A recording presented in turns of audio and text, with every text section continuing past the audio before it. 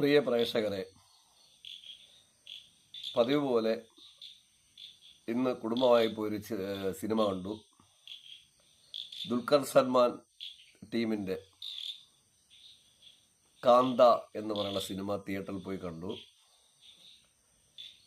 സിനിമയെക്കുറിച്ച് ഒറ്റ വാക്കിൽ പറഞ്ഞു കഴിഞ്ഞാൽ നല്ല ക്ലാസിക്കൽ അന്തസ്സുള്ള ഫിലിം. അതാണ് ഒറ്റ വാക്കിൽ പറയാന്നുള്ളതല്ല, നല്ല ക്ലാസിക്കൽ ഫിലിമാണ്. അതുകൊണ്ട് തന്നെ തുടക്കമേ ഞാൻ പറയട്ടെ, പ്രേക്ഷകരെല്ലാവരും തിയേറ്ററിൽ പോയി ഈ സിനിമ സ്റ്റഡി ചെയ്തിട്ടേ കാണാവൂ. നിങ്ങളൊരു സിനിമ കാണാൻ പോകുമ്പോഴത്തേക്കും ആഗ്രഹിക്കുന്നത് എന്താണ്? ഒരു എൻ്റർടൈൻമെൻറ്റ്, ഒരു കോമഡി, കുറച്ച് പാട്ട്, അത്യാവശ്യം അടിപിടി സീന്, പിന്നെ നല്ല ഹെവി വിഷ്വലൈസിങ്. പ്രത്യേകിച്ച് ദുൽഖറിനെ പോലെയുള്ള ഒരു പടം, പുതിയ വലിയ ബഡ്ജറ്റ് ചെയ്യുന്ന പടങ്ങൾ, ഇത്തരം സിനിമകൾ കണ്ട് ശീലിച്ച് ആ ഒരു കൺസെപ്റ്റോടുകൂടി പ്രേക്ഷകരാരും തിയേറ്ററിൽ പോകണ്ട. അത് എന്തുകൊണ്ട് പറയണം എന്ന് ചോദിച്ചു കഴിഞ്ഞാൽ, ഇപ്പോൾ നമ്മൾ എൻ്റർടൈൻമെൻറ്റ് ഫിലിമുകൾ സ്ഥിരം കാണുക, full time fight film means തലവെട്ടുക, കാല് വെട്ടുക, കൈവെട്ടുക, ഇങ്ങനെയുള്ള ചിത്രങ്ങൾ കാണുക. പിന്നെ ഫുള്ള് ഒരു നമ്മൾ ഇപ്പോൾ എക്സാമ്പിൾ പറഞ്ഞാൽ മലയാളത്തിലെ പ്രേമലു, പിന്നെ വന്നിട്ടുള്ള ഈ അടുത്ത കാലത്ത് പ്രേമലുവിന് ശേഷം ഇറങ്ങിയ ചില ചിത്രങ്ങൾ, പിന്നെ തമിഴിലെ എൻ്റർടൈൻമെൻറ്റ് സിനിമകൾ, എക്സാമ്പിൾ പറഞ്ഞാൽ പുതിയ കുട്ടികളുടെ പടം, അല്ലെങ്കിൽ അടുത്ത കാലത്ത് ഇറങ്ങിയ ചില ചിത്രങ്ങൾ.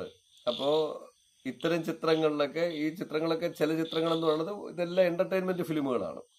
ഈ എൻ്റർടൈൻമെൻറ്റ് ഫിലിമുകൾ നിങ്ങൾ കാണുന്നത് പോലെ നിങ്ങൾ തിയേറ്ററിൽ ഈ സിനിമ കാണാൻ പോകണ്ട. കാരണം എന്തെന്ന് ചോദിച്ചു കഴിഞ്ഞാൽ, ആ ഒരു കാഴ്ചപ്പാടോടെ തിയേറ്ററിൽ സിനിമ കാണാൻ പോകുന്ന എല്ലാവർക്കും ഈ സിനിമ ഒരു പരാജയമായിരിക്കും. കാരണം നിങ്ങളുടെ മനസ്സിലെ ആഗ്രഹങ്ങൾക്കനുസരിച്ച് നിങ്ങളുടെ സൂപ്പർ സ്റ്റാറുകൾക്ക് എത്താൻ പറ്റില്ല, അല്ലെങ്കിൽ നിങ്ങൾ ദുൽഖറിന് എത്താൻ പറ്റില്ല, അല്ലെങ്കിൽ മറ്റു നടന്മാർക്ക് എത്താൻ പറ്റില്ല, കഥയ്ക്ക് എത്താൻ പറ്റില്ല, വിഷ്വലൈസിങ്ങിന് എത്താൻ പറ്റില്ല, അങ്ങനെ അതിനകത്തൊന്നും എത്താൻ പറ്റില്ല. അപ്പോൾ അത്തരം ആൾക്കാർ ആ ഒരു വീവോടുകൂടി നിങ്ങൾ തിയേറ്ററിൽ പോയി സിനിമ കാണണ്ട എന്നാണ് ഞാൻ പറയുന്നത്. ഇനി നിങ്ങൾ തിയേറ്ററിൽ പോകാൻ തയ്യാറാണെങ്കിൽ ആദ്യം ചെയ്യേണ്ടത് ഈ സിനിമയുടെ കഥ എന്താണെന്ന് മനസ്സിലാക്കണം. കാരണം ഒരു സിനിമ ഈ എൻ്റർടൈൻമെൻ്റ് അല്ലാതെ, മറ്റ് നമ്മളെ തൃപ്തിപ്പെടുത്താനല്ലാതെ യാഥാർത്ഥ്യ ബോധത്തോടെ ഒരു സിനിമ എടുക്കുമ്പോൾ അതിൽ ഏച്ചു കിട്ടാൻ സ്ക്രിപ്റ്റ് ഡയറക്ടറും അഭിനയിക്കുന്ന നടന്മാരും തയ്യാറല്ലാതായി വരുമ്പോൾ, നമ്മൾ അങ്ങനെ ഒരു ചിത്രം കാണാൻ പോകുന്നുവെങ്കിൽ തീർച്ചയായിട്ടും അതിനെക്കുറിച്ച് സ്റ്റഡി ചെയ്യണം ആദ്യം. അത് നമ്മൾ നന്നായിട്ട് സ്റ്റഡി ചെയ്യാൻ നിങ്ങൾ ഒരിടമൊന്നും പോകണ്ടല്ലോ. ഇപ്പോൾ നിങ്ങളുടെ യൂട്യൂബിലോ പിന്നെ ഗൂഗിളിലോ പോയാൽ അത് കഥ നിങ്ങൾക്ക് വായിച്ചറിയാനും, അല്ലെങ്കിൽ കഥ പറയുന്ന ആയിരക്കണക്കിന് ചാനൽ ഇന്ന് നമുക്കുണ്ട്. ആയിരക്കണക്കിന്, ലക്ഷക്കണക്കിന് ചാനലും നമ്മളെ നോളജോടെ കാര്യങ്ങൾ പറയുന്നവരും ഒക്കെ ഉണ്ട്. അപ്പം നിങ്ങൾ അതിൽ കയറിയിട്ട് ആ കഥ ഒന്ന് ജസ്റ്റ് ഒന്ന് റീഡ് ചെയ്ത് മനസ്സിലാക്കുക. എന്നിട്ട് മനസ്സിനെ ഒന്ന് ശാന്തമാക്കണം.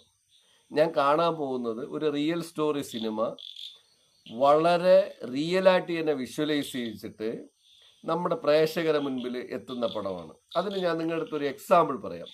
നിങ്ങളുടെ വീട്ടിൽ നടക്കുന്ന ഒരു കഥ, ഒരു കാര്യം നിങ്ങളൊന്ന് റിയലായിട്ട് വിഷ്വലൈസ് ചെയ്ത് നോക്കിയേ.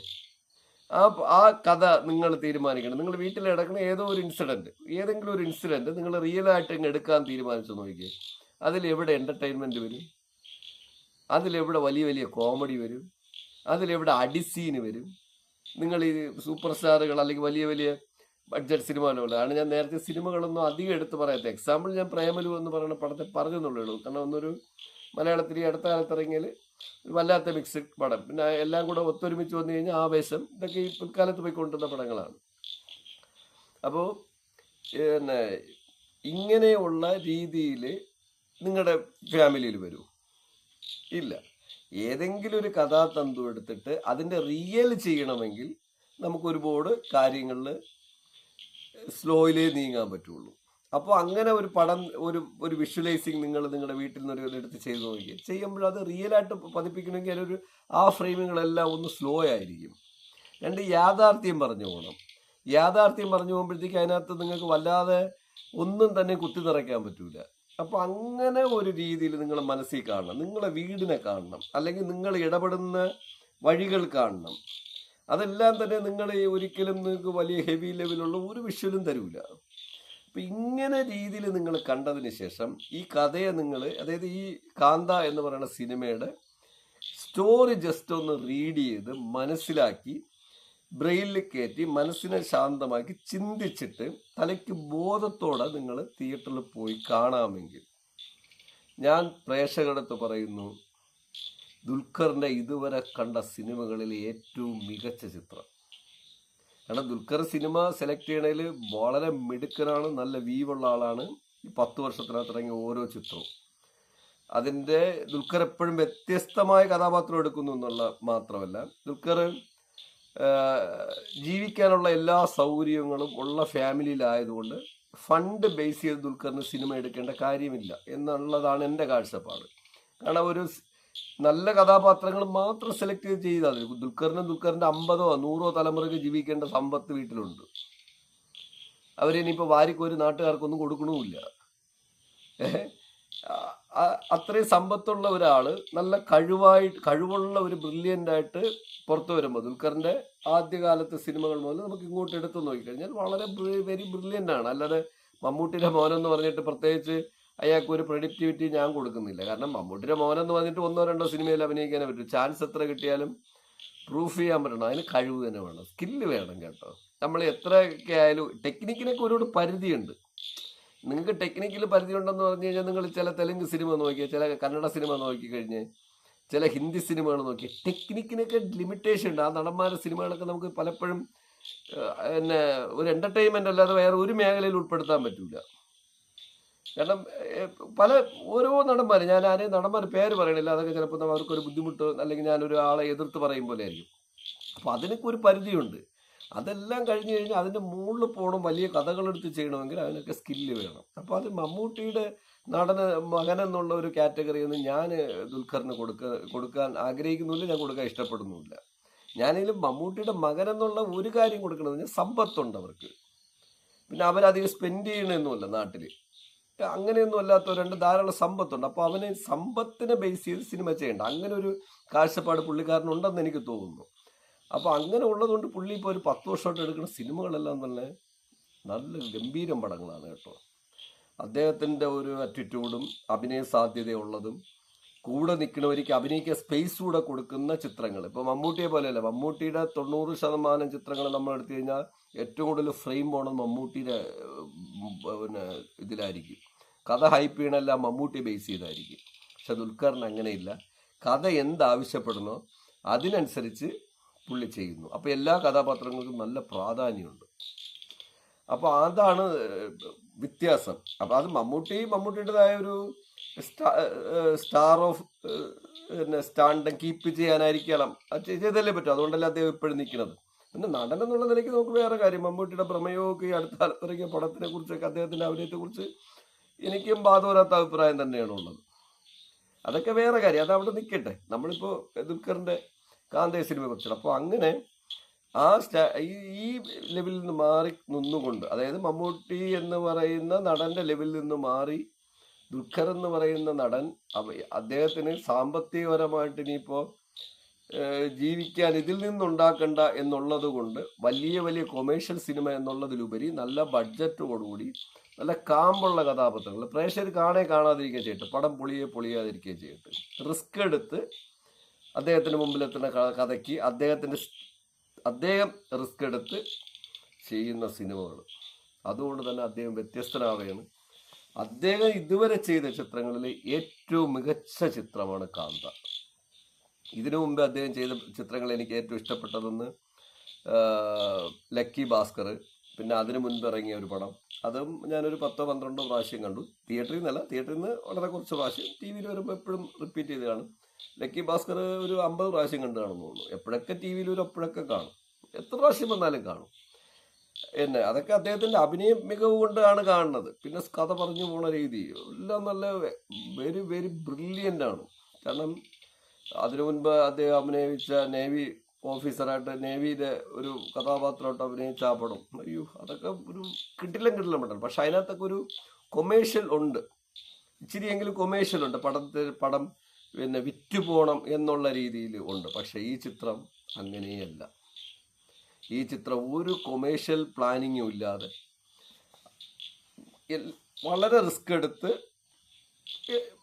കഥാപാത്രത്തിന് ഇഷ്ടപ്പെടുന്ന രീതിയിൽ അദ്ദേഹത്തിന്റെ ഒരു ഇതും നോക്കാതെ അദ്ദേഹം നല്ല സ്റ്റൈലായിട്ട്, അദ്ദേഹം എന്ന് ഞാൻ പറയണെന്ന് പറഞ്ഞാൽ സിനിമയിലാണ്, അല്ലാതെ അവരെയൊന്നും ഞാൻ അദ്ദേഹം എന്നൊന്നും പറയില്ല. അവരൊക്കെ നമ്മളെ പോലെ സാധാരണ ആൾക്കാർ മാത്രമാണ്. അതിനപ്പുറം ഒന്നും ഒരു ക്വാളിറ്റി ഒന്നും ഇവർക്കൊന്നും കൊടുക്കേണ്ട കാര്യവും ഇല്ല, കൊടുക്കാനും പാടില്ല. അവരങ്ങനെ എന്തെങ്കിലുമൊക്കെ ചെയ്യട്ടെ, അപ്പോൾ കൊടുക്കാം. അങ്ങനെ ചെയ്തിരിക്കുന്ന ഒരു ചിത്രമാണ് കാന്ത. ദുൽഖർ സൽമാൻ അഭിനയിച്ച ഇതുവരെയുള്ള ചിത്രങ്ങളിൽ ഏറ്റവും മികച്ച സിനിമ, നല്ല ക്ലാസിക്കൽ ഫിലിം.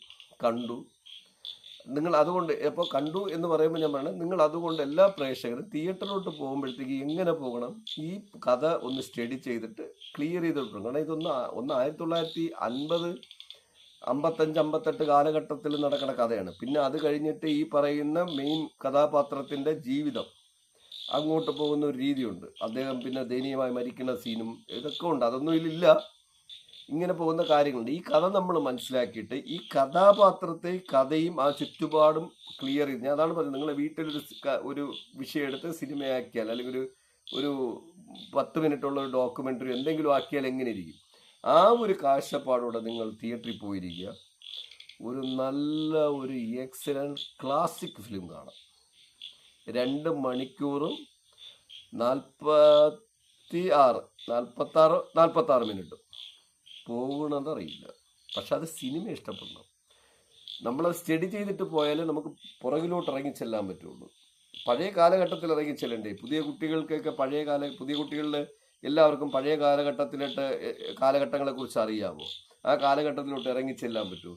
അപ്പോഴേ എത്തില്ല. പിന്നെയാണ് സിനിമയിൽ പോണത്, അതിനകത്തുള്ള പ്രശ്നങ്ങളിൽ പോണത്. എത്താൻ പറ്റില്ല. പകരം നിങ്ങൾ നന്നായിട്ട് സ്റ്റഡി ചെയ്ത്, പാഷനോടെ സ്റ്റഡി ചെയ്തിട്ട് നിങ്ങളൊന്ന് പോയിരുന്ന് സിനിമ കണ്ടാലുണ്ടല്ലോ, നല്ല അമേസിങ് സിനിമ എന്നാണ് എൻ്റെ അഭിപ്രായം. അങ്ങനെയുള്ളൊരു ചിത്രമാണ് ഈ കാന്ത. ഈ ചിത്രം മസ്റ്റായിട്ട് 40 കോടി ബഡ്ജറ്റിൽ ഇറങ്ങിയ ചിത്രം എൻ്റെ കണക്ക് കൂട്ടലിൽ ഒരു 100 കോടിക്ക് മുകളിൽ പിടിച്ചാലും പോലും വലിയ കാര്യമാണ്. അത് എന്തുകൊണ്ട് ഞാൻ അങ്ങനെ പറയണമെന്ന് വെച്ചാൽ, നമ്മളെ നാട്ടിലെ ഇപ്പോൾ ഉള്ളൊരു രീതിയും പോയിക്കൊണ്ടിരിക്കുന്ന രീതിയല്ല, എല്ലാം തന്നെയും എന്തെങ്കിലും ഒരു അമാനുഷികത ഉള്ള ചിത്രങ്ങൾക്കാണ് ഇപ്പോൾ എല്ലാം വിജയം വന്നത്. പിന്നെ രണ്ടാമത് വലിയ കളക്ഷൻ നേടുന്ന സിനിമകളെല്ലാം തന്നെ ഒരു ഇമാജിനേഷൻ സ്റ്റോറിക്കപ്പുറം അതിനകത്തൊരു ഇല്ലാത്ത ദൈവികത കൂടെ കുത്തിനിറച്ച് നമ്മളെ മുമ്പ് കുറെ ഭ്രാന്ത് കാണിക്കുന്ന ചിത്രങ്ങളൊക്കെ വലിയ കളക്ഷൻ നേടുന്നുണ്ട്. ഞാൻ അതൊന്നും ഒരു കുറ്റമൊന്നുമല്ല. അതങ്ങനെ, ആ കഥകളൊക്കെ അങ്ങനെ തന്നെ പോട്ടെ, അങ്ങനെ തന്നെ വിജയിക്കുകയും ചെയ്യട്ടെ. നമ്മൾ അതിൽ ഫണ്ട് ഇറങ്ങട്ടെ, അതേ ഞാൻ പറയുള്ളൂ. പക്ഷെ ഈ സിനിമയൊക്കെ എന്ന് പറയുന്നത് സാമ്പത്തികമായിട്ട് സൂപ്പർ ഡൂപ്പ് ഹിറ്റായില്ലെങ്കിലും സാമ്പത്തികമായിട്ടെങ്കിലും വിജയിക്കണം. കാരണം എന്തെന്ന് വെച്ച് കഴിഞ്ഞാൽ, ഒരു 50 വർഷം കഴിഞ്ഞ് കഴിഞ്ഞാൽ നിങ്ങൾ ദുൽഖറിന്റെ ഏറ്റവും മികച്ച ചിത്രങ്ങൾ എടുത്തു കഴിഞ്ഞു കഴിഞ്ഞാൽ ഇതുവരെ ഇറങ്ങിയതിൽ നമ്പർ 1 സ്ഥാനത്ത് നിൽക്കും കാന്ത. പക്ഷെ നിങ്ങൾ 50 വർഷം കഴിഞ്ഞ് കഴിഞ്ഞാൽ നിങ്ങൾ ഈ എന്റർടൈൻമെന്റ് സിനിമകൾ അഭിനയിച്ചുകൊണ്ടിരിക്കുന്നവരെ സിനിമ എടുത്തു നോക്കിയേ, ആ സിനിമയൊന്നും നിങ്ങളെ മനസ്സിൽ നിൽക്കില്ല. ആ സിനിമ നമുക്ക് ബിസിനസ് സ്റ്റഡിക്ക് എടുക്കാം, എങ്ങനെ ബിസിനസ് സ്റ്റഡി ചെയ്യുന്നു. പക്ഷെ അപ്പോഴേക്കും കാലം മാറിയിരിക്കും. ആ കാലത്തിന് അതിന് വേറെ രീതിയിലായിരിക്കും. ഈ കാലത്തെ കുറിച്ച് ചിന്തിച്ചാൽ അങ്ങനെ ബിസിനസ് സ്റ്റഡി എടുക്കാൻ പറ്റും.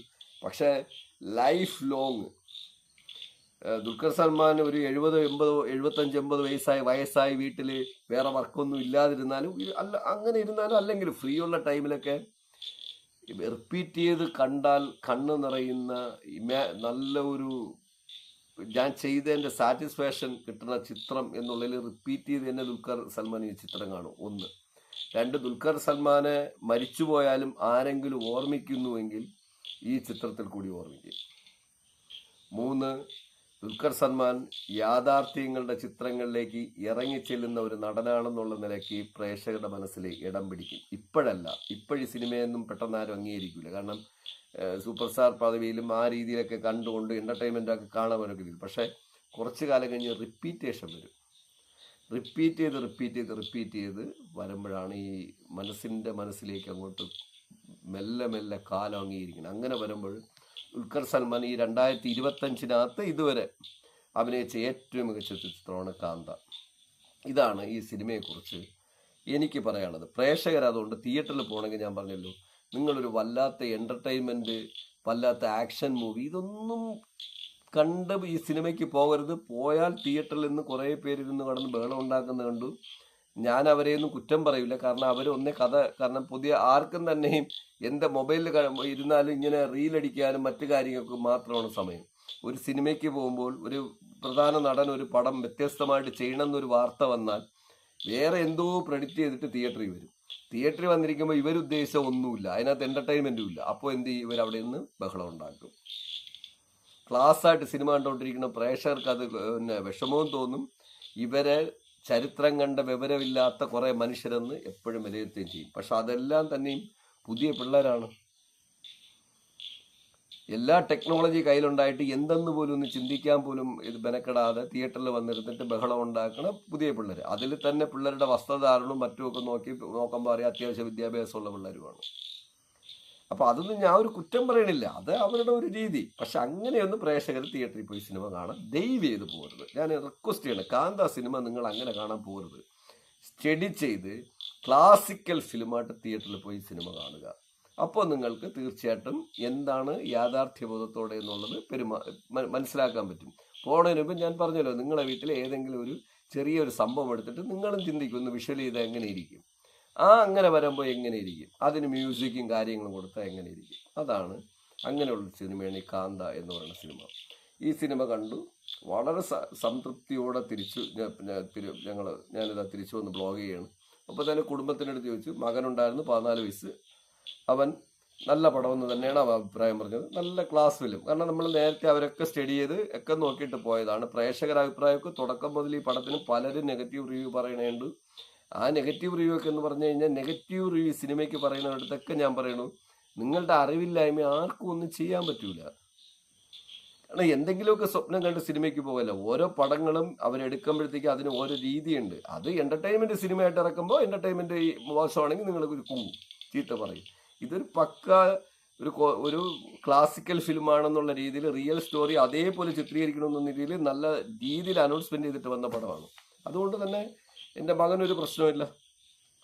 കൊച്ചിലേ മുതൽ സിനിമ കാണുന്നു. വൈഫിൻ്റെ അടുത്ത് ചോദിച്ചു, വൈഫിനും ഇഷ്ടപ്പെട്ടു. 2.25 മണിക്കൂർ ഒരു സ്മൂത്തും ഇല്ലാതെ നല്ല കഥയെന്നുള്ള രീതിയിൽ അറിഞ്ഞു പോയതുകൊണ്ട് അവർക്ക് നല്ല സ്മൂത്തായിരുന്നു.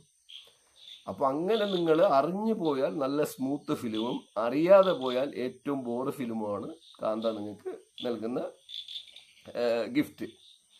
അപ്പോൾ ആ രീതിയിൽ ഈ ചിത്രം കണ്ട് മടങ്ങി എത്തിയിട്ടാണ് ഞാൻ നിങ്ങളുടെ മുമ്പ് ഈ ബ്ലോഗ് ചെയ്യാൻ കരുതി ഇത്രയും കാര്യങ്ങൾ വിശദമായിട്ട് പറഞ്ഞത്. ഇനി കാന്ത എന്ന് പറഞ്ഞ സിനിമ കണ്ടിട്ട് തിരിച്ചിറങ്ങിയപ്പോൾ കണ്ട ഒരു ഇൻസിഡൻറ്റ് ഞാൻ പറയാം. ഒരു ഇൻസിഡൻറ്റ് പറയാതിരിക്കാൻ പറ്റില്ല. കാന്ത സിനിമ 12:10 പടം വിട്ടു. 9:30 തുടങ്ങി 12:10 പടം വിട്ടു. 12:20-25 ആയപ്പോഴും ഞങ്ങൾ വണ്ടി ഓടിച്ച് കളിയിക്കുവിള കാളീശ്ശേരി തിയേറ്ററിലാണ് പോയത്. നമ്മൾ ചെറുവാരക്കോണം എന്ന് പറയുന്ന ഒരു സ്ഥലമുണ്ട്, ഒരു കൊച്ചു ജംഗ്ഷൻ. ആ സ്ഥലത്തെത്തി. പക്ഷെ അവിടെ സ്ഥലത്തെത്തിയപ്പോൾ കണ്ട ഒരു കാഴ്ച എന്ന് പറയുന്നത്, ഒരു ആക്റ്റീവ എന്ന് പറയുന്ന വണ്ടിയിൽ, സ്കൂട്ടിയിൽ ആക്റ്റീവ എന്ന് പറയുന്ന വണ്ടിയിൽ 2 പെൺകുട്ടികൾ, ആലോചിച്ചുകൊണ്ട് സമയം രാത്രി 12:20, 2 പെൺകുട്ടികൾ നടു റോഡിൽ എന്ന് പറഞ്ഞാൽ റോഡിൻ്റെ നടുക്കുന്നല്ല, മെയിൻ ജംഗ്ഷന് തൊട്ടപ്പുറത്തായിട്ട് നല്ല വെളിച്ചമൊക്കെ ഉള്ള സ്ഥലമാണ്. 2 ഹെൽമെറ്റ് വെച്ചിട്ടുണ്ട്. വണ്ടി ഒന്ന് ചെറുതായിട്ട് സൈഡിൽ ഒതുക്കിയിട്ട് ഇപ്പുറത്തെ റോഡിത്തിരി പണി നടക്കണമുണ്ട്, ഇവർക്ക് ഇപ്പുറത്തൂടെ പോകണം. അപ്പോൾ അവർ അവിടെ നിന്ന് ഈ ചുറ്റുപാടിലുള്ളവരെല്ലാം എനിക്ക് മനസ്സിലായി. അവരതുകൊണ്ട് ആ റോഡ് കൺഫ്യൂഷനായിട്ട് നിൽക്കുകയാണ്. കാരണം അപ്പുറത്തൂടെ പിന്നെ മെയിൻ റോഡിൽ കൂടെ കറങ്ങി നമുക്ക് അങ്ങ് പോവാം. ഞാനും അങ്ങനെ വരെയാണ് കുടുംബമായിട്ട്. അപ്പോൾ ഈ കുട്ടികൾ 2 ഹെൽമെറ്റ് വെച്ചിട്ട് അവിടെ നിന്നിട്ട് തിരികെയാണ്. അപ്പോൾ ഞാൻ നിങ്ങളുടെ അടുത്ത് പറയണത്, ആ ഇൻസിഡൻറ്റിൻ്റെ ഒരു കാര്യമാണെന്ന് പറഞ്ഞാൽ എനിക്ക് വല്ലാത്ത സന്തോഷം തോന്നി.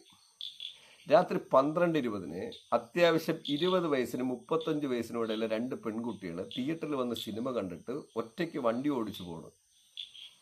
അപ്പം നമ്മുടെ നാട് സേഫ്റ്റി ഉണ്ടോ ഇല്ലയെന്ന് നിങ്ങൾ പറഞ്ഞേ. ഒരു 10 വർഷം മുമ്പ് നടക്കുമോ? 5 വർഷം മുമ്പ് നടക്കുമോ? ഇത് ഒന്ന്. രണ്ടാമത് നമ്മുടെ പെൺകുട്ടികളിൽ വന്ന മാറ്റം. ഞാനൊക്കെ എത്ര കാലം കൊണ്ട് പറയണമെന്നറിയാമോ, എത്ര വർഷം കൊണ്ട് പറയണമെന്നറിയാമോ, പെൺകുട്ടികൾ ഇതുപോലെ യാത്ര ചെയ്യണം. അതിനുള്ള സൗകര്യം നമ്മൾ ഒരുക്കി കൊടുക്കണം. ഒരുക്കി കൊടുക്കണമെന്ന് പറഞ്ഞാൽ പെൺകുട്ടികളും തൻ്റെ ഇടമുള്ളവരായിരിക്കണം. അവർ സിനിമ കണ്ടിട്ട് വീട്ടിൽ പോവല്ലേ? നിങ്ങൾ നോക്കി എന്ത് അന്തസ്സായിട്ട് സിനിമ കണ്ടിട്ട് പോണ്. പഴയ കാലത്താണെങ്കിൽ എന്താണ് സ്ഥിതി? അല്ലെങ്കിൽ നാട്ടുകാരുടെ ഒരു സംസാര രീതി എന്താണ്? അതൊക്കെ മാറി. ഞാൻ പറയുന്നത് അതാണ് പറയണത്. ഫൈറ്റ് ചെയ്യൂ, നിങ്ങൾ ഫൈറ്റ് ചെയ്യൂ. എങ്ങനെയാണ് ഫൈറ്റ് ചെയ്യേണ്ടത്? നിങ്ങൾ തന്നെ മാറി ഫൈറ്റ് ചെയ്യൂ. നിങ്ങൾ ആരെയും നോക്കാതിരിക്കൂ. നിങ്ങൾക്ക് എന്താണ് സ്വാതന്ത്ര്യം വേണ്ട, ഫ്രീഡം വേണ്ട, അതിനുവേണ്ടി ഫൈറ്റ് ചെയ്യൂ. അങ്ങനെ അതാണ് ആ ഇൻസിഡന്റ് പറയാതിരിക്കാൻ പറ്റില്ല. ആ 2 പെൺകുട്ടികൾക്കും തികഞ്ഞ അഭിനന്ദനങ്ങളെ. ആ 2 പെൺകുട്ടികൾ റിസ്ക് എടുത്ത് രാത്രി സെക്കൻഡ് ഷോയ്ക്ക് ഈ പടത്തിന് വന്നിട്ടുണ്ടെങ്കിൽ അതിന്റെ ഒരു ക്രെഡിറ്റ് കാന്ത എന്ന് പറയുന്ന സിനിമയ്ക്കുണ്ട്. കാരണം അവരിഷ്ടപ്പെടുന്ന രീതിയിൽ അവർ ആ ക്ലാസ്സിലും കണ്ടേ പറ്റുള്ളൂ എന്നുള്ളതിൽ അവർ അറേഞ്ച്മെന്റ് ചെയ്ത് വന്ന് ഈ പടവും കണ്ടു. അപ്പോൾ മാറ്റങ്ങൾ നമുക്ക് അസാധ്യമല്ല എന്നാണ് ഞാൻ പറയുന്നത് പ്രേക്ഷകർക്ക്. മാറ്റങ്ങളൊന്നും അസാധ്യമല്ല. നമ്മൾ ഉണ്ടാക്കാൻ ശ്രമിക്കണം. മറ്റൊരാൾ എന്ത് പറയുന്നു എന്നുള്ളതല്ല പ്രശ്നം, മറ്റൊരാളെ നമ്മൾ എങ്ങനെ നോക്കിക്കാണുന്നു എന്നുള്ളതല്ല പ്രശ്നം. ഇതെല്ലാം ഞാൻ ഇവിടുത്തെ പെൺകുട്ടികൾക്ക് വേണ്ടി തന്നെയാണ് പറയുന്നത്. മാറ്റങ്ങൾ നിങ്ങൾ തന്നെ ഉണ്ടാക്കണം. മാറ്റങ്ങൾ ഉണ്ടായിക്കൊണ്ടിരിക്കുകയല്ലേ. ഇന്ന് ഇതിനേക്കാളും വലിയ ഇൻസിഡന്റ് എന്ത് നടക്കണം? രാത്രി 12:30 മണിക്ക് സിനിമ കണ്ടിട്ട് 2 പെൺകുട്ടികൾ അന്തസ്സായിട്ട് ഒറ്റയ്ക്ക് യാത്ര ചെയ്യണില്ലേ സ്വന്തം വണ്ടിയിൽ? നമ്മുടെ നാട് സേഫ്റ്റിയൊക്കെ ഉണ്ട്, സേഫ്റ്റി ഇല്ലേ? പ്രശ്നങ്ങളൊക്കെ ഉണ്ടാവും, പക്ഷെ അതൊക്കെ സോൾവ് ചെയ്ത് അതിനൊരു കപ്പാസിറ്റി ലെവലുണ്ട്. നമ്മുടെ കുട്ടികൾ സ്വതന്ത്രമായിട്ട് ചിന്തിക്കാൻ തുടങ്ങിയെങ്കിൽ ഇതുപോലെ വരും. അവർ ജീൻസും ഒക്കെ ഇട്ട് നല്ല ടിപ്പ് പിള്ളേരുമായിരുന്നു, നല്ല അന്തസ്. അവർക്കൊക്കെ ഞാൻ അഭിനന്ദനം തന്നെ പറയണത്. അങ്ങനെ നാട് മാറട്ടെ. ഞാൻ ഈ പറയുന്ന കാര്യങ്ങൾ കേട്ടുകൊണ്ടിരിക്കിട്ട് കുറേ പേർക്ക് യാഥാസ്ഥിതിക ചിന്തഗതി ഉള്ളവരടുത്തൊന്നും എനിക്കൊന്നും പറയാനില്ല. നിങ്ങൾ എന്തെങ്കിലുമൊക്കെ കൂവി വിളിച്ചുകൊണ്ട് വീട്ടിയിരിക്കും. അടുത്ത നിങ്ങൾ അടുത്ത ജനറേഷൻ നിങ്ങളടുത്ത് ക്ലിയർ ചെയ്ത് തരും. ഞാൻ എന്തായാലും എൻ്റെ 10-16 വയസ്സുകൊണ്ട് ഈ കാര്യങ്ങൾക്ക് ഞാൻ പ്രൊമോട്ട് ചെയ്യുകയും അതിന് ഞാൻ പൂർണ്ണമായിട്ടും അംഗീകരിക്കുകയും പൂർണ്ണമായിട്ട് ഞാനത് പിന്നെ സപ്പോർട്ടും കൊടുക്കുകയാണ് ചെയ്യുന്നത് കുട്ടികൾക്ക്. അത് എല്ലാവരുടെ കാര്യത്തിൽ അങ്ങനെ കണ്ടു. ആ ഒരു ഇൻസിഡന്റ് പറയാതിരിക്കാൻ പറ്റില്ല, അതുകൊണ്ട് പറയുന്നുള്ളൂ. പ്രേക്ഷകരെ ശ്രദ്ധിച്ച് കേൾക്കുക. അങ്ങനെ ഈ സിനിമ കണ്ടു. ഇനി ഈ സിനിമയിലോട്ട് വരാം. ഈ സിനിമ എന്ന് പറയുമ്പോഴത്തേക്കും 1950, 53, 55 കാലഘട്ടത്തിൽ നടന്ന കഥയാണ്. കാന്ത എന്ന് പറയുന്ന ഈ വാക്കിനർത്ഥം വളരെ സിമ്പിളാണ്. പ്രിയപ്പെട്ടവൾ മീൻസ് അല്ലെങ്കിൽ നല്ല പ്രിയപ്പെട്ട കാമുകിയെന്നോ പ്രിയപ്പെട്ട ഭാര്യയെന്നോ അങ്ങനെ എന്തും പറയാം. മീൻസ് അങ്ങനെ പ്രിയപ്പെട്ടവൾ എന്ന് തന്നെയാണ്, പ്രിയപ്പെട്ടവൾ എന്ന് തന്നെയാണ് അതിൻ്റെ അർത്ഥം. പിന്നെ മറ്റൊരർത്ഥം കൊണ്ട് കൗതുകം, മീൻസ് കൗതുകം.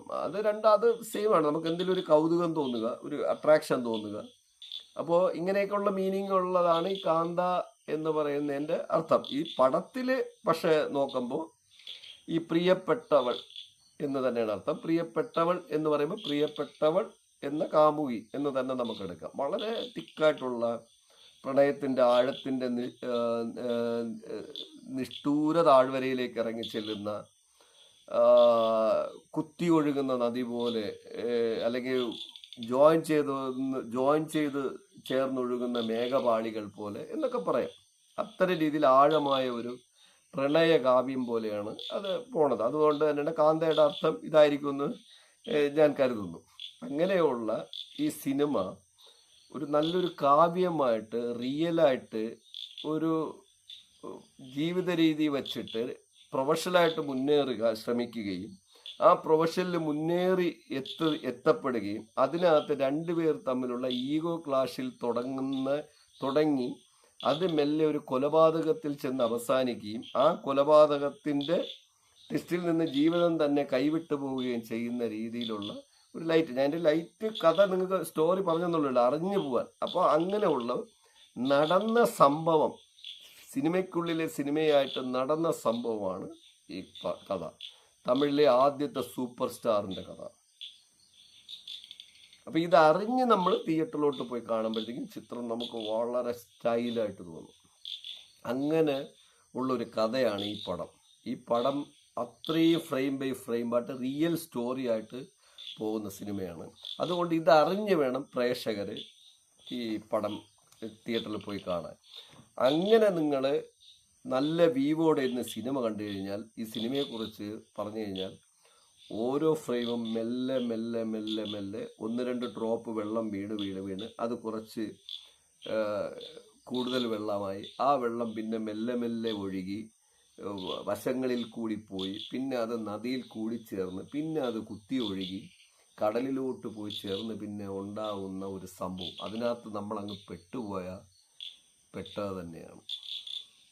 അതാണ് ഈ സിനിമ പറയണത്. ഇത് റിയൽ ലൈഫോട്ട് ബന്ധപ്പെട്ട് പറയണോണ്ടാണ് ഞാൻ പറഞ്ഞത്. നമ്മളെല്ലാവരും പെടുന്നവരുമാണ്. അതിനകത്ത് വരുന്ന പ്രശ്നങ്ങളെ പിന്നെ സോൾവ് ചെയ്യാൻ നമ്മൾ എടുക്കുന്ന ഒരു എഫോർട്ട് ഈ ഫിലിമിൽ നന്നായിട്ടുണ്ട്. അങ്ങനെ ചെയ്ത ചിത്രം എന്ന് പറഞ്ഞാൽ ഇതിലെ അഭിനയം, നമുക്ക് കൊടുക്കുന്ന പൈസയ്ക്ക് നിങ്ങൾക്ക് സിനിമയെ ഇഷ്ടപ്പെട്ടില്ലെങ്കിൽ പോലും ഈ പടത്തിലെ ആർട്ടിസ്റ്റുകളെ അഭിനയം മാത്രം മതി നമ്മൾ കൊടുക്കുന്ന പൈസ മുതലാവാൻ. ഒന്ന്. രണ്ടാമത്തെ ഇതിൻ്റെ ആർട്ട് ഡയറക്ഷൻ അടിപൊളിയാണ്. ആ രീതിയിലാണ്. നിങ്ങൾക്ക് ആർട്ട് ഡയറക്ഷൻ എന്ന് പറഞ്ഞ് തോന്നുകയില്ല. മൂന്നാമത് ഇതിൻ്റെ ക്യാമറ, അതും കിടിലമാണ്. നാലാമത് ഇതിൻ്റെ കോസ്റ്റ്യൂം ഡിസൈൻ, നമുക്കത് തോന്നിയില്ല. നമ്മൾ 1950 കാലഘട്ടത്തിൽ ജീവിക്കണമെന്നേ തോന്നുള്ളൂ. അഞ്ചാമത് ഇതിനകത്ത് ഇതിൻ്റെ സ്ക്രിപ്റ്റ്. ആറാമത് ഇതിന് ചേർന്ന മ്യൂസിക്. പിന്നെ ഞാൻ പറഞ്ഞില്ലേ, നടന്മാരുടെ ആഴിഞ്ഞാട്ടമാണ് സിനിമ എന്ന് പറഞ്ഞാൽ. അഭിനയിച്ച് നോക്കൂ നിങ്ങൾ. അങ്ങനെ ഒരു ചിത്രമാണ്. അപ്പം നമ്മൾ കൊടുക്കുന്ന പൈസയ്ക്ക് ഇവരുടെ അഭിനയം മാത്രം മതി കണ്ടുകൊണ്ടിരിക്കുക. പക്ഷെ അത് ഞാൻ പറഞ്ഞില്ല, ഇങ്ങനെ പോയാൽ മാത്രമേ മനസ്സിലാവൂ. ഇല്ലെങ്കിൽ നിങ്ങൾക്ക് ബോറടിച്ച് നിങ്ങൾ ചത്തുപോകും. ചീത്ത വിളിക്കും. നിങ്ങൾ പറഞ്ഞു ചീത്ത പറഞ്ഞ് കൊല്ലും. ഞാൻ അങ്ങനെ കുറേ പേരെ കേട്ടു. ഇന്നത്തെ കാലമല്ലേ, നമുക്ക് എന്ത് പറയാൻ പറ്റും. ഓരോരുത്തർക്കും ഓരോ രീതിയാണ്. ഒരു സിവിക് സെൻസ് എന്ന് പറയുന്നത് പോലുമില്ല. ഒരു പടം ഇഷ്ടപ്പെട്ടില്ലെങ്കിൽ നമുക്ക് 1-2 പ്രാവശ്യം വിളിക്കാം. കണ്ടുകൊണ്ടിരിക്കുന്ന ബാക്കിയുള്ളവർ ശല്യം ചെയ്യേണ്ട കാര്യമില്ല. ശരി, ഞാൻ അതിലോട്ടൊന്നും പോകണില്ല. നമ്മുടെ നാട്ടിലെ സ്ഥിരം നടത്തിപ്പാണ്, അതിലൊക്കെ പറഞ്ഞു പോയിട്ടില്ല.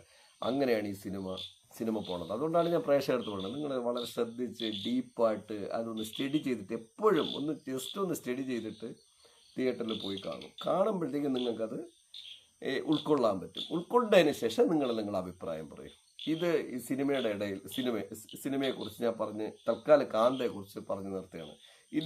ഇതിനിടയിൽ ഞാൻ എൻ്റെ ബ്ലോഗിൽ കൂടി സ്ഥിരം പറഞ്ഞുകൊണ്ടിരിക്കുന്ന കാര്യങ്ങളുണ്ട്. സൗത്ത് ഇന്ത്യൻ ഇൻഡസ്ട്രി ലോകം കീഴടക്കുമെന്ന്.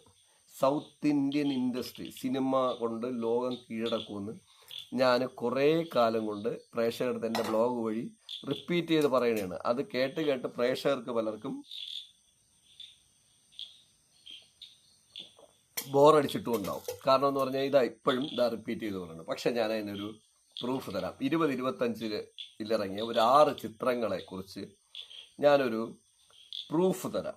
എങ്ങനെ സൗത്ത് ഇന്ത്യൻ ഇൻഡസ്ട്രി ലോകം കീഴടക്കും എന്നുള്ളതിൽ ഞാനൊരു 6 സിനിമ പ്രേക്ഷകരുടെ മുമ്പ് അവതരിപ്പിക്കുകയാണ്.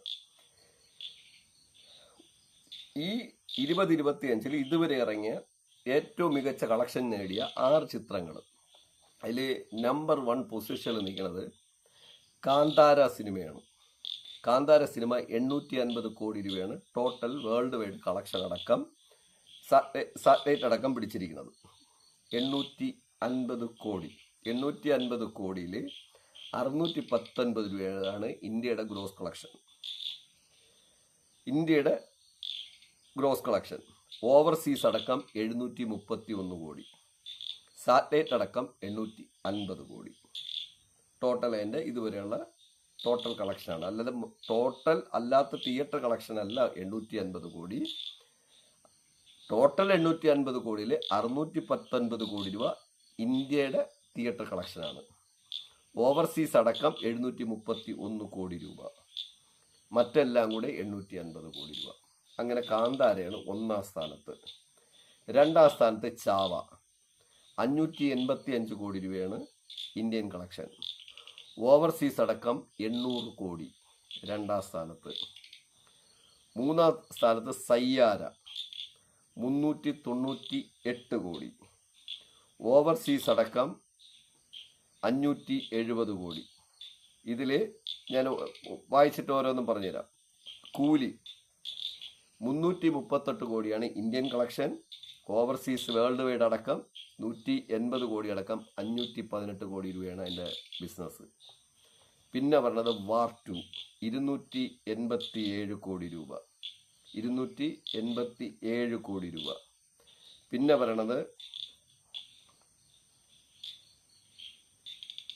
ഹാവന്ത 268 കോടി, 268 കോടി. ഇങ്ങനെ ഹാവന്ത ഓർ ഹനുമാൻ, എനിക്ക് മഹാന്ത, മഹാത്ത 268 കോടി. കറക്റ്റ് എനിക്ക് ഇതില്ല, ഒരു ഏകദേശം ഇത് പറഞ്ഞാണ്. ഇങ്ങനെയാണ് ഈ പടത്തിന്റെ കളക്ഷൻ. ഇങ്ങനെ ആദ്യത്തെ 6 എടുത്തുള്ള കളക്ഷനാണ് ഞാൻ നിങ്ങളുടെ അടുത്ത് വായിച്ചത്. ഇതിൽ 1-ാം സ്ഥാനത്ത് ഇരിക്കുന്നത് കാന്താര എന്ന് പറഞ്ഞ സിനിമയാണെന്ന് ഓർമ്മിക്കണം. 2-ാം സ്ഥാനത്ത് കൂലി നിൽക്കുകയാണ്.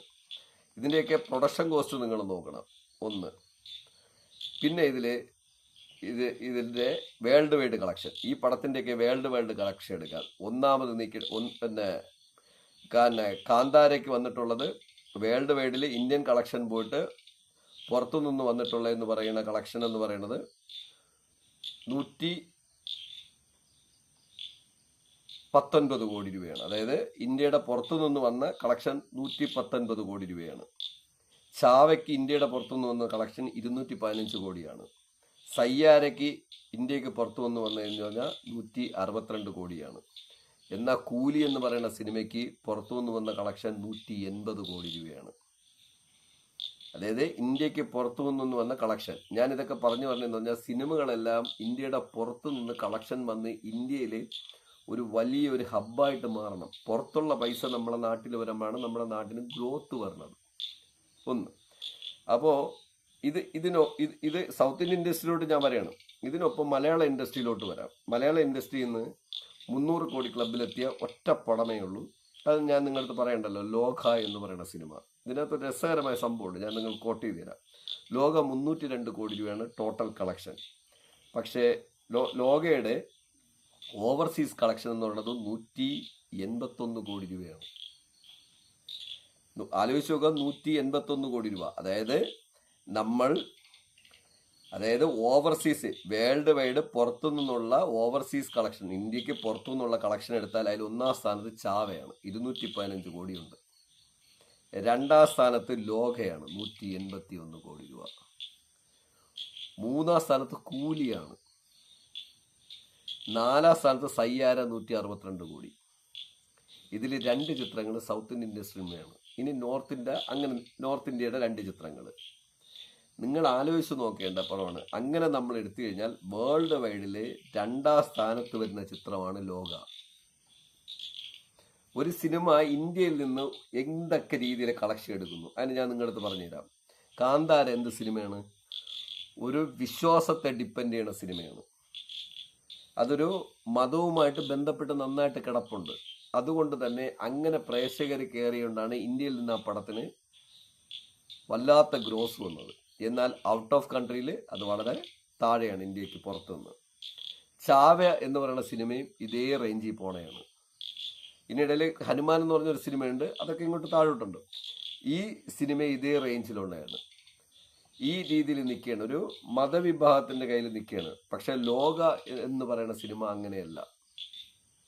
ലോക എന്ന് പറയുന്ന സിനിമ കല്യാങ്കാട്ട് നീലി എന്ന് പറയുന്ന ഒരു കഥാപാത്രം അതിനകത്തുണ്ടെങ്കിലും പടം മറ്റൊരു വിധത്തിലാണ് അവതരിപ്പിച്ചിരിക്കുന്നത്. പിന്നെ ലോക എന്ന് പറയുന്ന സിനിമ മലയാള ഇൻഡസ്ട്രിയിൽ നിൽക്കുന്ന ഒരു കുഞ്ഞ് സ്റ്റേറ്റിൽ നിൽക്കുന്ന പടമാണ്.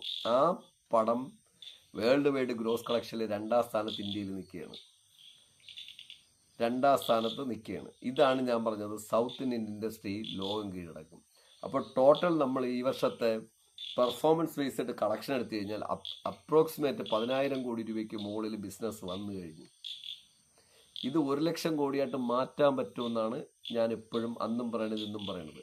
പക്ഷെ അതിൽ തന്നെ വേൾഡ് വൈഡ് കളക്ഷനിൽ 2-ാം സ്ഥാനത്ത് ലോകം നിൽക്കുമ്പോൾ നിങ്ങൾ ആലോചിക്കുക, കൂലി പോലും അതിൻ്റെയും താഴെയാണ്.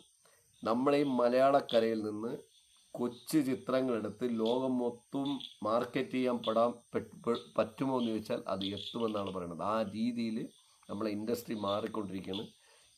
ഇത്തരം ചിത്രങ്ങൾ ചെയ്ത എല്ലാവർക്കും അഭിനന്ദനങ്ങൾ. സ്പെഷ്യലി ഈ സിനിമയും ദുൽഖറാണ് എടുത്തിരിക്കുന്നത്. അതാണ് ഞാൻ ഈ കാന്താക്കിയുടെ കൂടെ പറഞ്ഞത്. ഈ സിനിമയുടെ പ്രൊഡ്യൂസർ ദുൽഖറാണ്. ആദ്യത്തെ 2 പാർട്ടിനും കൂടെ മൊത്തം പാർട്ടിനെ 30 കോടി എന്തോ ആണ്, അവർ 30-40 കോടി രൂപയാണ് ബഡ്ജറ്റ് ചെയ്തതെന്ന് പറയുന്നു. പക്ഷെ ഇപ്പോൾ അത് മാറി. ആദ്യത്തെ 2 പാർട്ടിന് 30 കോടി രൂപ അവർ ബഡ്ജറ്റ് ചെയ്തു. മൊത്തം ഇനി എത്ര ബഡ്ജറ്റ് ചെയ്താലും പ്രോഫിറ്റാണ്. പക്ഷേ ഈ ചിത്രങ്ങളൊക്കെ തന്നെ വേൾഡ് വൈഡിലോട്ട് പോയിട്ട് ഇന്ത്യയെക്കാളും വലിയ ഗ്രോസ് കളക്ഷൻ പുറത്തുനിന്ന് എടുക്കുന്നുണ്ട്. അപ്പം ഞാനതാണ് പറഞ്ഞത്. അതായത് ടോട്ടൽ വന്ന കളക്ഷനിൽ നിന്ന് 302 കോടിയിൽ നിന്ന് 181 കോടി 67 ലക്ഷം രൂപ ഇന്ത്യക്ക് പുറത്തുനിന്ന്. ബാക്കിയുള്ളൂ നമ്മൾ ഇവിടെ നിന്ന് 130 കോടി 140 കോടിയല്ലേ ഇന്ത്യക്കകത്തുനിന്നുള്ളൂ. നമ്മുടെ ചിത്രങ്ങളൊക്കെ എപ്പോഴും പ്രേക്ഷകരെ മനസ്സിലാക്കേണ്ടത്, ഇന്ത്യയിൽ നിന്ന് 500 കോടി കളക്ട് ചെയ്യണമെങ്കിൽ വെളിയിൽ നിന്ന് 1000 കോടി കളക്ട് ചെയ്യുമ്പോഴാണ് നമ്മൾ മികച്ച സിനിമ ബിസിനസ്സുകാരാവണത്. കാരണം നിങ്ങൾ അതിന് എക്സാമ്പിൾ പറഞ്ഞുതരാം. നിങ്ങൾ ഇംഗ്ലീഷ് സിനിമകൾ എടുക്കൂ. ഇംഗ്ലീഷ് സിനിമ അവരെ നാട്ടിൽ ഇപ്പോൾ അവരെ ഹോളിവുഡിൽ കളക്ട് ചെയ്യണതിനേക്കാളും കൂടുതൽ അതർ കൺട്രിയിൽ നിന്നാണ് കളക്ട് ചെയ്യണത്, പുറത്തുള്ള രാജ്യങ്ങളിൽ നിന്ന്. അതാണ് അവർക്ക് ട്രില്യണിലോട്ട് അവരെത്തണത്. ഇനിയിപ്പോൾ അവതാർ സിനിമ പറഞ്ഞല്ലോ, നിങ്ങൾ നോക്കി നോക്കൂ. USA കളക്ട് ചെയ്യുന്നതിനേക്കാളും 50 ഇരട്ടി കൂടുതൽ ബാക്കി 150 രാജ്യങ്ങളിൽ നിന്ന് കളക്ട് ചെയ്യും. അവിടെയാണ് ഐഡിയ. ഞാൻ അതാണ് നിങ്ങൾ പ്രേക്ഷകർക്ക് എപ്പോഴും പറയണത്. അതിനൊപ്പം കിടപിടിക്കാൻ നമ്മളെ സിനിമ എത്താണ്. ഞാൻ രാജമൗലിയെ കുറിച്ചൊക്കെ പറയണത്. രാജമൗലിയുടെ കയ്യിലൊക്കെ പൈസ ഇട്ട് കൊടുത്തു കഴിഞ്ഞാൽ 5000-10000 കോടി ചേർത്ത് കൊടുത്തു കഴിഞ്ഞാൽ 10 അവതാർ ചെയ്ത് നമുക്ക് തരും. എന്നിട്ട് ആ പൈസ ലോകം മൊത്തം ഡിസ്ട്രിബ്യൂട്ടർ ചെയ്യുമ്പോഴത്തേക്കും 10000 കോടി രൂപ ചിലവാക്കിയതിൻ്റെ സ്ഥാനത്ത് 1.5 ലക്ഷം കോടി രൂപ തിരിച്ചിങ്ങോട്ടിറങ്ങും. ആ രീതിയിൽ നമ്മുടെ ഇൻഡസ്ട്രി മാറും. അതാണ് ഞാൻ പറയണത്. അത്ര ബിസിനസ് ഉണ്ട്. നമുക്ക് 150 കോടി ജനമുണ്ട് തൊടുവിലോരത്തിനും. അത്ര ബിസിനസ് ഉണ്ട് ഇവിടെ. അപ്പോൾ അത് ഞാൻ ഈ പടം ദുൽഖറാണ് നിർമ്മിച്ചത്. ദുൽഖറിൻ്റെ പുതിയ തലമുറയിലുള്ള കാഴ്ചപ്പാട് മമ്മൂട്ടിയെ പോലെയല്ല. കയ്യിൽ കിട്ടുന്ന കാശ് കുറേ മറ്റുള്ളവർക്ക് തൊഴിലായിട്ടെങ്കിലും കൊടുക്കുന്നുണ്ട്, മറ്റു രീതിയിലെങ്കില. അതിൽ ദുൽഖറിനെ അഭിനന്ദിക്കുകയാണ്. അത് കണ്ടിന്യൂ ചെയ്യണം. ഇതെല്ലാം നടന്മാർ ചെയ്യണമെന്നാണ് ഞാൻ പറയുന്നത്. മറ്റുള്ളവർക്ക് തൊഴിലായിട്ടായത് ദുൽഖർ ഹീറോ ആയിട്ടല്ല, മറ്റുള്ളവരെ ഹീറോ ആക്കി സിനിമ എടുക്കണം. അതാണ് ദുൽഖർ എന്ന് പറയുന്ന മനുഷ്യന്റെ കാഴ്ചപ്പാട്. മമ്മൂട്ടിക്കില്ല, മോഹൻലാലിനുണ്ടോ? ഇല്ല. മലയാളത്തിൽ ഏത് നടന്മാരിക്കുന്നത്? സ്വന്തം പൈസ വിലയാക്കിയിട്ട് നമ്മളെ തലയല്ലാതെ വേറെ ഒരു തല നല്ല മെയിൻ കഥാപാത്രമായിട്ട് കൊണ്ടുവന്നെടുക്കുന്നത്. ആ കാര്യത്തിൽ സിനിമയ്ക്കൊപ്പം ഞാൻ പറയുന്നത് ദുൽഖർ എന്ന് പറയുന്ന നടന് തികഞ്ഞ അഭിനന്ദനങ്ങൾ ഇതിനിടയിൽ പറഞ്ഞെന്നുള്ളേ ഉള്ളൂ. ഇതിനൊപ്പം തന്നെ ഞാൻ ഇനി സിനിമയിലോട്ട് വരാം. ഇനി ഒരു വളരെ പെട്ടെന്ന് തീരും. ഈ പടത്തിന്റെ സംവിധാനം ചെയ്തിരിക്കുന്നത് സെൽവമണി സെൽവരാജാണ്. പുള്ളി ഓൾറെഡി പ്രൂഫ് ചെയ്ത ഡയറക്ടറാണ്. എത്രയോ പ്രാവശ്യം സെൽവമണി സെൽവരാജിൻ്റെ ഈ കഥ എടുക്കാനുള്ള ധൈര്യവും ഈ സ്ക്രിപ്റ്റ് ചെയ്തതുമൊക്കെ അത് ദുൽഖറിനെ പറഞ്ഞ് മനസ്സിലാക്കി ചിത്രത്തിൽ കാസ്റ്റ് ചെയ്തിരിക്കുന്ന രീതിയൊക്കെ ഈ പടത്തിൻ്റെ ഡയറക്ഷന് സെൽവമണി സെൽവരാജിന് 10ൽ 10 സ്റ്റാർ തന്നെ കൊടുക്കുകയാണ്. പിന്നെ മ്യൂസിക് ജാനു ചന്ദാർ. ആവശ്യമുള്ള മ്യൂസിക്, വളരെ ലൈറ്റ് മ്യൂസിക്, ആ കാലഘട്ടത്തിന് ചേർന്ന മ്യൂസിക്, എങ്ങും നമുക്കൊരു ഇറിറ്റേഷൻ ഇല്ലാത്ത നല്ല സ്റ്റൈലൻ സംഗീതം. ഒപ്പം തന്നെ അതിൻ്റെ പ്ലേ ബാക്ക് സ്കോറിങ് നടത്തിയിരിക്കുന്നത് ജാക്കിസ് ബിജോയി ആണ്. നല്ല പ്ലേ ബാക്ക് സ്കോറിങ്ങും. ജാക്കിസ് ബിജോയി ഓൾറെഡി ലോക പുള്ളിയാണെന്നാണ് എൻ്റെ ഓർമ്മ പറഞ്ഞത്. കറക്റ്റ് അല്ല, ആവണമെന്നില്ല, ഓർമ്മ പറഞ്ഞത്. പുള്ളിയൊക്കെ ഓൾറെഡി പ്രൂഫ് ചെയ്ത് കഴിഞ്ഞ് പിന്നെ മ്യൂസിക് ഡയറക്ടേഴ്സാണ്. അപ്പോൾ പ്രൂഫ് ചെയ്തെന്നും പറഞ്ഞല്ലോ. പ്രൂഫ് ചെയ്ത ഇവിടെ എത്ര പേര് പ്രൂഫ് ചെയ്തു. പക്ഷെ കഥയ്ക്കനുസരിച്ച്, കഥാപാത്രത്തിൻ്റെ സിറ്റുവേഷൻ അനുസരിച്ച് നല്ല സ്റ്റൈലും മ്യൂസിക്. 10ൽ 9 സ്റ്റാർ കൊടുക്കാം. 1 സ്റ്റാർ എന്ത് കുറച്ചെന്ന് ചോദിച്ചു കഴിഞ്ഞാൽ കുറച്ചുകൂടി എന്തൊക്കെയോ ഒരു കുറവ് ഫീൽ ചെയ്തു ചില സീനുകൾ വന്നപ്പോൾ. അത് കുറച്ചുകൂടെ സംഗീതത്തിൽ കുറച്ചുകൂടെ എന്തോ ഒരു ക്ലാസിക്കൽ സിനിമ ആയതുകൊണ്ട് എവിടെയോ വളരെ 1950 എവിടെയോ ഒരു ചെറിയൊരു മിസ്റ്റേക്ക് എനിക്ക് ഫീൽ ചെയ്തു. അത് ഞാൻ ഇങ്ങനെ തുറന്ന് സംസാരിച്ച് സമയം ദീർഘിപ്പിക്കുന്നില്ല. 10ൽ 9 സ്റ്റാർ കൊടുക്കാം. പിന്നെ എൻ്റെ ആർട്ട് ഡയറക്ഷൻ രാമലിംഗം അണ്ണ പൊള്ളി ആർട്ട് ഡയറക്ഷൻ. 40 കോടി രൂപ ബഡ്ജറ്റാണ് സിനിമയ്ക്ക്. നല്ല എക്സലൻ്റ് ആർട്ട് ഡയറക്ഷൻ, ഒരു രക്ഷയില്ല. നല്ല എന്ന് പറയുന്നത് ഈ 40 കോടി രൂപ ബഡ്ജറ്റിനിടയിൽ 5, 6, 7 കോടി രൂപയായിരിക്കും ഇനി ചിലവാക്കിയിട്ടുള്ളത്, അല്ലെങ്കിൽ ഒരു 10 കോടി. ആ 10 കോടിക്കകത്ത് നിന്നുകൊണ്ട് നിങ്ങൾ ചെയ്തിരിക്കുന്ന ആർട്ട് ഡയറക്ഷൻ ഒരു രക്ഷയില്ല, നല്ല സ്റ്റൈലാണ്. 10ൽ 10 സ്റ്റാർ. പിന്നെ എൻ്റെ സിനിമാറ്റോഗ്രാഫി ഡാനി ലോപ്പസ്. നല്ല സ്റ്റൈലും ക്യാമറ വർക്ക്, നല്ല കാലഘട്ടത്തിനനുസരിച്ച് നല്ല സ്റ്റൈലായി ചെയ്തിട്ടുണ്ട്. എങ്ങുമില്ല. നല്ല എല്ലാവർക്കും ചാൻസ് കൊടുത്തുകൊണ്ട് എല്ലാ ഫ്രെയിമിലും എല്ലാവരെയും കൊണ്ടുവന്ന് എല്ലാവർക്കും നായകന് തുല്യം പ്രാധാന്യം കൊടുത്തിരിക്കുന്ന ഈ സിനിമാറ്റോഗ്രാഫർക്ക് ഡാനിൽ ലോപ്പസിന് 10-ൽ 10 സ്റ്റാർ. പിന്നെ കോസ്റ്റ്യൂം ഡിസൈനിങ് അർച്ചന റാവു, പൂജിത, ഹർമൻ കൗർ ഇവർ ചേർന്നാണ് ചെയ്തിരിക്കുന്നത്. അതിനകത്ത് ഇതിൻ്റെ കോസ്റ്റ്യൂം ഡിസൈനിങ്ങിൽ ഞാനൊരു തമാശ ഒരു ഇത് പറയാം. നമ്മുടെ നായിക ഡ്രസ്സൊക്കെ ഇട്ടിട്ട്, നമ്മൾ അന്നത്തെ കാലത്ത് ഡ്രസ്സൊക്കെ ഇട്ടിട്ട്, പഴയ കാലത്ത് പെൺകുട്ടികൾ മുടി ഇങ്ങനെ കെട്ടിയിട്ട് ഇതിൻ്റെ അകത്തോടൊരു നമ്മുടെ ഒരു കർച്ചീഫ് പോലത്തെ ഒരു സാധനമുണ്ട്, അതിട്ടിട്ട് ഇങ്ങനെ ഒരു ഇട്ടിരിക്കുക ഇങ്ങനെ ഇവിടെ മുടിയിൽ. അതടക്കം എന്നാ പ്ലാനിങ്. പിന്നെ ഓരോ കാരണം അത്രയെല്ലാം കോസ്റ്റ്യൂം അത് ഞാൻ എടുത്തു പറഞ്ഞതെന്ന് പറഞ്ഞാൽ അതിൽ പോലും അവരുടെ ശ്രദ്ധ വളരെ നന്നായിരുന്നു എന്നാണ് പറയുന്നത്. അതായത് ആ ഒരു സ്റ്റൈല് ഞാൻ പ്രതീക്ഷിച്ചില്ല കൊണ്ടുവരുന്നത്. കാരണം എല്ലാവരും പഴയ കാലത്തിന് ആ ഒരു രീതി, വേറൊരു രീതി ആ കാലഘട്ടത്തിൻ്റെ എല്ലാവരും എടുക്കലാണ്. പക്ഷെ ഇതിൽ നമ്മുടെ നായിക ഇങ്ങനെ കാണിച്ചിട്ട് ഞാൻ ഇത് കണ്ടിട്ടുണ്ട് പിൽക്കാലത്ത്. എൻ്റെ കാലഘട്ടത്തിൽ ഞാൻ ചെന്നൈയിലൊക്കെ ആയിരുന്നപ്പോൾ കണ്ടിട്ടുള്ള കാര്യമാണ്. അപ്പോൾ ഈ കുട്ടികളുടെ ആ ഒരു ഇത്, പിന്നെ അതിൽ അവർ എടുക്കുന്ന ഡിസൈനിങ് കേട്ടോ, കോസ്റ്റ്യൂമിന് എടുത്തിരിക്കുന്ന ഡിസൈനിങ്, ഇത് നായികയുടെ കാര്യം, അത് വിട്ട് നായികയ്ക്കൊപ്പം എല്ലാവർക്കും അത്ര നല്ല കിടിലൻ കോസ്റ്റ്യൂം ഡിസൈനിങ്. അതായത് പടത്തിന് ചേർന്ന കോസ്റ്റ്യൂം ഡിസൈനിങ് 10-ൽ 10 സ്റ്റാർ. പിന്നെ ഇതിൻ്റെ ആക്ഷൻ യാനിക് ബെൻ എന്നാണ് കാണിക്കുന്നത്. വളരെ ലൈറ്റ് ആക്ഷനൊക്കെ ഉള്ളൂ, വളരെ ചെറിയ ചെറിയ പരിപാടികളേ ഉള്ളൂ. അത് കൊള്ളാം. അതിന് ഞാനിപ്പോൾ സ്റ്റാർ വാല്യൂ ഒന്നും ഇടില്ല, കാരണം അവരൊക്കെ പ്രൂഫ് ചെയ്തവരാണ്. കൊള്ളാം, നന്നായിട്ടുണ്ട്. പിന്നെ ഇതിൽ വരുന്നത് ഡാൻസ് കോറിയോഗ്രാഫി രാഹുൽ സഹ, സൊനാലി, പിന്നെ പലരും മിക്സ് ചെയ്തെന്ന് പറയുന്നു. അത്യാവശ്യം മോശമില്ല, വളരെ ലൈറ്റായിട്ടൊക്കെ ഉള്ളൂ, അത്യാവശ്യം മോശമില്ല. അതിനനുസരിച്ച് ചേർന്നിട്ടുള്ള, അതിനൊന്നും ഞാൻ സ്റ്റാർ വാല്യൂ വയ്ക്കുന്നില്ല, നന്നായിട്ടുള്ള. കാരണം ആ പടത്തിൽ അത്യാവശ്യം അതിന് വേണ്ട രീതിയിലുള്ള കാര്യങ്ങളുണ്ട്, ചെറിയ ചെറിയ മൂവ്മെൻറ്റ്സുകളൊക്കെ ഉള്ളൂ. അപ്പോൾ അതുകൊണ്ട് തന്നെ അതിന് ഞാൻ സ്റ്റാർ വാല്യൂ വയ്ക്കില്ല, നന്നായിട്ടുണ്ട്. പിന്നെ എൻ്റെ ബഡ്ജറ്റ് 40 കോടിയാണ്. 40 കോടി രൂപയ്ക്ക് വേണ്ട എല്ലാ കാര്യങ്ങളും അതിനകത്തുണ്ട്, അതിലൊരു തെറ്റും പറയാനില്ല. ദുൽഖറിൻ്റെ പേയ്മെൻറ്റ് പോയിട്ടായാൽ പോലും നല്ല രീതിയിലാണ്. Minimum budget, better budget. 40 കോടി രൂപ ബഡ്ജറ്റ് ഇറക്കിയ സിനിമ 100 കോടിയെങ്കിലും കളക്ട് ചെയ്യണം. ഞാൻ പ്രേക്ഷകർക്കും പറയണം, 100 കോടി കളക്ട് ചെയ്യെങ്കിലേ മാത്രമേ അത് പ്രോഫിറ്റായിട്ട് മാറുള്ളൂ. പിന്നെ സാറ്റലൈറ്റും മറ്റ് ബിസിനസ്സും കൂടെ ആകുമ്പോൾ പ്രോഫിറ്റാകും. എങ്കിൽ മാത്രമേ ഇങ്ങനെയുള്ള ധാരാളം സിനിമകൾ നമുക്ക് കാണാൻ പറ്റുള്ളൂ. അല്ലെങ്കിൽ നമ്മൾ എപ്പോഴും വേറെ പല സിനിമകളും കാണും പോലെ എല്ലാ പടങ്ങളും കാണേണ്ടി വരും. അപ്പം നല്ല ചിത്രങ്ങൾക്ക് എവിടെ പോകും? നിങ്ങളുടെ യാഥാർത്ഥ്യ ജീവിതം ആര് പുറത്ത് കാണിക്കും? അതിനാണ്. പിന്നെ എൻ്റെ ആക്ടേഴ്സ് ഭാഗ്യശ്രീ, ദുൽഖർ, രാണ രഘുപതി, ബിജീഷ് നാഗേഷ്, സമുദ്രക്കനി, ഇത്രയും പേരാണ് എൻ്റെ പിന്നെ മെയിൻ ആർട്ടിസ്റ്റ്. പിന്നെ കക്കരവി, എനിക്ക് അദ്ദേഹത്തെ അങ്ങനെ അറിയാവും, പേര് വേറെ എന്തോ ആണ്. ഇതിൽ ഭാഗ്യശ്രീ നടി നല്ല എക്സലൻ്റ് ആണ്, മിടുക്കിയാണ്, ഭാവിയുണ്ട്, കുതിച്ചുയരും, മിടുക്കി നടിയാണ്. പിന്നെ രാണ രഘുപതി, നമ്മുടെ ബാഹുബലിയിലെ വില്ലൻ. എന്താ കണ്ടോ, എന്താ കലയെന്നറിയാമോ? നിങ്ങൾ ഈ സിനിമയെ കഥ മനസ്സിലാക്കി പോയി കണ്ടാൽ അദ്ദേഹത്തിൻ്റെ അഭിനയവും അദ്ദേഹം ആ കേസ് തെളിയിക്കാനൊക്കെ എടുക്കുന്ന രീതിയും ഭാവാഭിനയവും, നമ്മൾ ആ ബാഹുബലിയിൽ കണ്ട പുള്ളിയാണോ എന്ന് തോന്നിപ്പോകും. സ്റ്റൈല് സ്മാഷ് അഭിനയം. ഇൻ്റർവെല്ലിന് ശേഷം നല്ല സൂപ്പറായിരിക്കുന്ന സ്റ്റൈലാണ് അഭിനയം. പിന്നെ ബിജീഷ് നാഗേഷ്, ഈ ബിജീഷ് നാഗേഷ് എനിക്ക് തോന്നുന്നു നാഗേഷിൻ്റെ മകനാണോ എന്ന് എനിക്കറിയില്ല, ശരിയാവണമെന്നില്ല. അദ്ദേഹത്തിൻ്റെ കഥാപാത്രം പുറകില് നല്ല സ്റ്റൈലായിട്ടുണ്ട്. പിന്നെ സമുദ്രക്കനി പറയാനില്ല, സമുദ്രക്കനി പ്രൂഫ് ചെയ്തുകൊണ്ടേയിരിക്കുന്ന നടനാണ്. അങ്ങനെ ഇതൊരു മത്സര അഭിനയം പോലെയാണ് ഫീൽ ചെയ്തത്. ഞാനാണോ ബെറ്റർ, ഞാനാണോ ബെറ്റർ, ഞാനാണോ ബെറ്റർ, ഞാനാണോ ബെറ്റർ എന്ന് അവർ തമ്മിലല്ല, പ്രേക്ഷകരായ നമ്മളെ പറ്റി ചോദിപ്പിച്ചുകൊണ്ടിരിക്കും പോലെ രീതിയാണ് ഫീൽ ചെയ്തത്.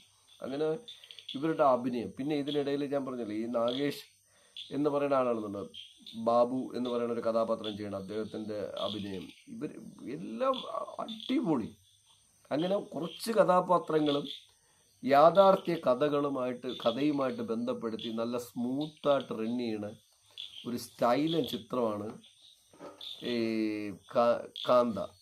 പ്രേക്ഷകർ താണ്ട് ഞാൻ വീണ്ടും ഒരിക്കൽ കൂടെ ഓർമ്മിക്കുകയാണ്, നിങ്ങൾ കഴിയുമെങ്കിൽ തിയേറ്ററിൽ പോയി സിനിമ കാണുക. പക്ഷെ തിയേറ്ററിൽ സിനിമ കാണാൻ പോകുമ്പോഴത്തേക്ക് ഇത്തരം ചിത്രങ്ങൾ കാണാൻ പോകുമ്പോൾ കൃത്യമായിട്ട് സ്റ്റഡി ചെയ്യുക, മനസ്സിലാക്കുക, മനസ്സിനെ പദം വരുത്തുക, നിങ്ങളുടെ ജീവിതോട്ടത്തൊക്കെ ഒന്ന് താരതമ്യം ചെയ്യുക. ചെയ്തതിനു ശേഷം തിയേറ്ററിൽ പോയി കണ്ടാൽ നല്ല ഫിലിമാണ്. മലയാളം വേർഷൻ ഇല്ല, ഇറങ്ങിയിട്ടില്ലെന്നാണ് എൻ്റെ അറിവ്. ഇപ്പോൾ തമിഴ് വേർഷനാണ് അവൈലബിലിറ്റി ഉള്ളത്. തിയേറ്ററിൽ അത്യാവശ്യം ആളുണ്ട്. അതുകൊണ്ട് ഞാനും ഈ നമ്മുടെ എൻ്റർടൈൻമെൻറ്റ് സിനിമ പോലെയൊന്നും ആളൊന്നും വലിഞ്ഞു കൂടാനുള്ള സാധ്യതയൊന്നും ഞാൻ കാണുന്നില്ല. അത്യാവശ്യം 100 കോടി ക്ലബ്ബ് പിടിച്ച് മുന്നേറട്ടെ. എങ്കിലേ ദുൽഖറിൻ പോലുള്ള നടന്മാരിൽ നിന്ന് ഇതിൽ നിന്നും മികച്ചത് പ്രതീക്ഷിക്കാൻ പറ്റുള്ളൂ. അപ്പോൾ ദുൽഖർ മമ്മൂട്ടിയെ പോലെയല്ല, ബിസിനസ് പ്ലാനിങ് ഉള്ളതുപോലെ തന്നെ മറ്റുള്ളവർക്ക് അവസരം കൂടെ കൊടുക്കുന്ന ഒരു നല്ലൊരു പ്രൊഡ്യൂസറും കൂടെ ആയതുകൊണ്ട് ദുൽഖറിൻ്റെ അടുത്ത് വളരെ അഭിനന്ദനം തോന്നുകയാണ്. പിന്നെ അതിൽ പരം നല്ല ചിത്രങ്ങൾ എടുക്കാനുള്ള ദുൽഖറിൻ്റെ മനസ്സ്. അതുകൊണ്ട് തന്നെ പല നടന്മാർ ഇവിടെ നിന്ന് മാഞ്ഞു പോകും. വമ്പ സ്റ്റാറുകൾ ഒരു 5 വർഷം കഴിയുമ്പോൾ കമലഹാസനെയൊക്കെ പോലെ എക്കാലവും നിൽക്കുന്ന ഒരു മികച്ച ചിത്രങ്ങളുള്ള ഒരു നടന്മാരുടെ ലിസ്റ്റിലേക്ക് ദുൽഖർ ഉയർന്നിരിക്കുന്നു. തികഞ്ഞ അഭിനന്ദനങ്ങൾ ദുൽഖറിനും ദുൽഖറിൻ്റെ ടീമിനും. ഇനിയും ഒരുപാട് നല്ല ചിത്രങ്ങൾ പ്രതീക്ഷിച്ചുകൊണ്ട് നിങ്ങൾ ഇത്തരം വീഡിയോകൾ കാണാൻ കരുതി നൊബക് പ്രപഞ്ചൻ ചാനൽ സബ്സ്ക്രൈബ് ചെയ്യൂ, ലൈക്ക് ചെയ്യൂ, ഷെയർ ചെയ്യൂ, സപ്പോർട്ട് ചെയ്യൂ. ഞാൻ അടുത്ത സിനിമ റിവ്യൂവുമായിട്ട് ഉടനെ വരുന്നുണ്ട്. ഒപ്പം തന്നെ പ്രതീക്ഷയോടെ കാത്തിരിക്കുന്ന ഒരു ചിത്രത്തെക്കുറിച്ച് പറയുകയാണ്. ഇന്ത്യൻ ഇൻഡസ്ട്രിയിലുള്ള അല്ല, ഹോളിവുഡ് സിനിമ അവതാർ 3 സിനിമ. അവതാർ 3 അഗ്നിയെക്കുറിച്ചാണ്. അതിൻ്റെ ട്രailer അതിമനോഹരം. $500 കോടി കളക്ട് ചെയ്യാൻ സാധ്യതയൊക്കെ ഞാൻ പ്രതീക്ഷിക്കുന്നു. $500 കോടി കളക്ഷൻ എന്ന് പറഞ്ഞാൽ ഭയങ്കര പൈസയാണ്. 40-45 കോടി രൂപ വരും. 8 16 മുട്ട 4 32 5 40 വലിയ കളക്ഷൻ തന്നെയാണത്. അങ്ങനെ എത്തുന്ന ഒരു ചിത്രത്തിന് വേണ്ടി കാത്തിരിക്കുന്നു. ഇങ്ങനെ സിനിമകളുടെ എത്ര ആയാലും സിനിമയുടെ റിവ്യൂ ഇതുപോലെ റെഗുലറായിട്ടുണ്ടാകും കാണുന്ന ചിത്രങ്ങളെക്കുറിച്ച്.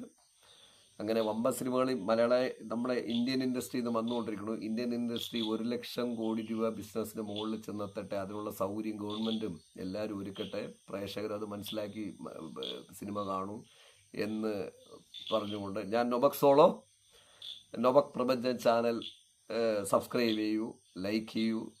തുടർന്നൊരു വീഡിയോയുമായി കാണാം. Good bye.